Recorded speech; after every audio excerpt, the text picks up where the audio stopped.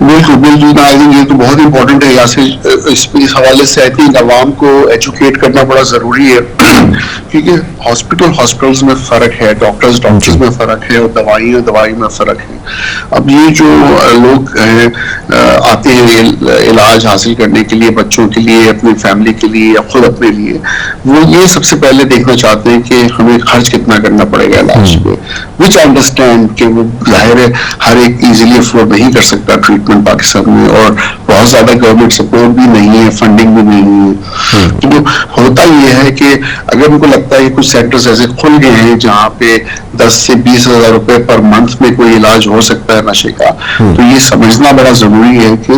देखिए, इलाज is not only कि आपने वहां पेशेंट को रख लिया है या बांध दिया है और आप उसको अवॉइड कर रहे हैं कि वो नशे की तरफ ना जाए। उसमें प्रॉपर मेडिकेशन का यूज होता है, अच्छी खुराक उनको मिलना जरूरी, 3 वक्त का खाना पीना, अच्छे डॉक्टर्स जो क्वालिफाइड हों वो होना जरूरी है, अच्छी क्वालिटी की मेडिकेशन यूज हो, बोथ ओरल और इंजेक्टेबल मेडिकेशंस, वो बहुत जरूरी है। हॉस्पिटल का एनवायरनमेंट कैसा है, साइकोथेरेपिस्ट कैसे यूज हो रहे हैं, ये सब चीजें बहुत काउंट करती हैं। हमारी जो आवाम है वो सिंपल है और बेचारी की नासमझ भी है कि वो सारी चीजें देखती नहीं है कि वो जहाँ छोड़ के अपने पेशेंट को आ रही हैं, पीछे क्या हो रहा है।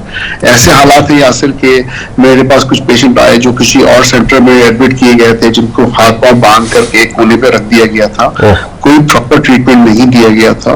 और उसमें ना सिर्फ कि बहुत ज्यादा सफर करते हैं, बहुत पेन और तकलीफ से गुजरते हैं, मोर्टेलिटी रेट जिसका मतलब है कि उनके मरने का रिस्क और चांस ठीक ठाक हाई होता है, अराउंड 17.5 to 20% तक हो सकता है हेरोइन के केसेस में, विच मीन्स कि 10 में से 2 लोग या 1 से 2 मर सकते हैं ड्यूरिंग ट्रीटमेंट अगर उनको सही से इलाज ना दिया जाए तो जाहिर है कोई भी नहीं चाहेगा कि उनका अपना पेशेंट जो है वो ऐसी जगह दाखिल किया जाए जहां पर ये रिस्क हाई हो। तो ये चीज देखना बड़ा जरूरी है कि वो किस क्वालिटी का हॉस्पिटल है, डॉक्टर्स की क्वालिफिकेशंस क्या हैं, कौन सी दवाइयां दी जा रही हैं, साइकोथेरेपिस्ट हैं तो किस तरह से साइकोथेरेपी जा रही है। ट्रांसपेरेंसी जो है ना वो इम्पोर्टेंट है। लेकिन अगर कोई हॉस्पिटल में आता है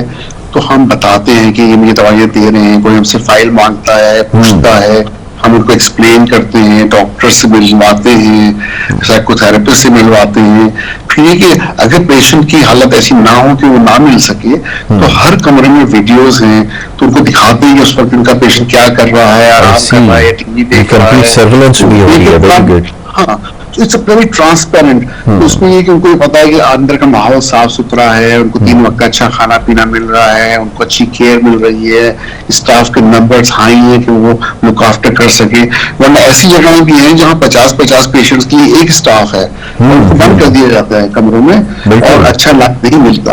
ये भी जरूरी है। जैसे आप समझ लें कि स्कूल में बच्चा पढ़ने जाता है, 50 बच्चों के पीछे एक टीचर हो, कंपेयर टू अगर एक टीचर पढ़ा रहा है सिर्फ 10 बच्चों को, तो क्वालिटी ऑफ एजुकेशन में फर्क पड़ता है। यहाँ पे भी यही होता है कि स्टाफिंग के नंबर हाई हो तो अच्छी क्वालिटी ट्रीटमेंट दी जाती है और ऑब्जर्वेशन लेवल भी अच्छा होता है।